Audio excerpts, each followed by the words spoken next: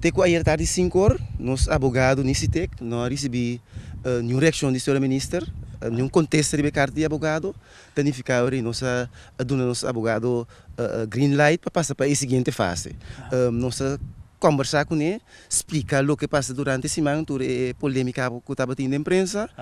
Ora, vos na vai reunião que tem grupo assim tá assim, mas se tudo isso não se explica. Aqui como assim tu? Anto tanificar que durante o weekend aqui, nós abogado também tra riba com nós também cana. A seguinte fase então, já luna de março, nós também se que trove para nós entender preciso que conteúdo de vira.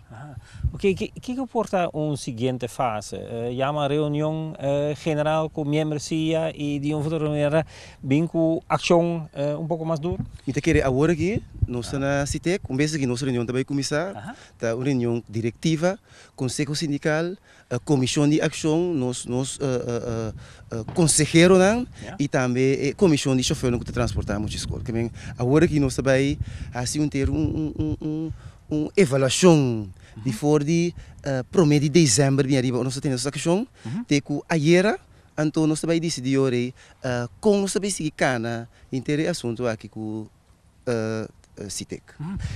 Se tem já sabe quase 6 horas. Então hora que nós tá reunir machalia segundo que vem tensão tá hopi alto. Sim, me querer assunto que tá papiar na escola na hopi.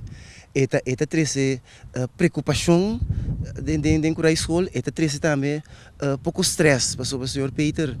Nossa cabeça ali foi algum dia de vacância. Outro semana, vacância está boleh começar.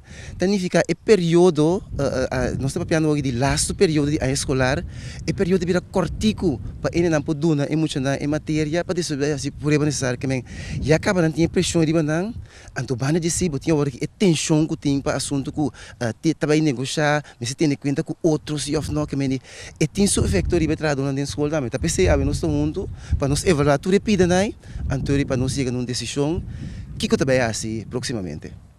Tá excluir que também acho? Turcos também havia não tira mesa.